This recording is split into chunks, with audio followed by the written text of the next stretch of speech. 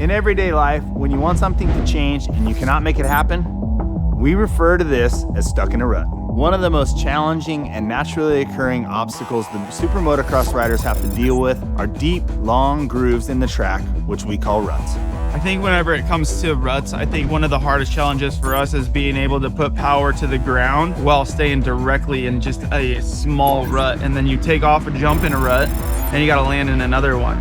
So it's basically like we're riding a balance beam, you know, and we're trying to go just as fast as we would whenever it would be just completely flat. When it's flat, you can go wherever you want on the lip, so you don't really have to aim as precise. You don't want to cross rut.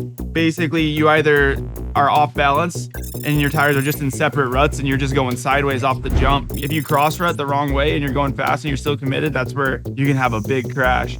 When a rider has to make the choice of choosing between a 110 and a 120 size tire, you have to consider the track conditions. If the track is soft and it's going to have a lot of ruts, they might choose the narrower 110 size. The wider tire tends to run into the edges of the corner. It might drag or run into the edges of a deep rut or a berm. Just an uncomfortable feeling for the riders. Now, 250 riders tend to stick with the 110 all the time. But again, the 450 riders can go back and forth depending on if they're dealing with deep ruts or they're needing more traction as the track gets more hard packed.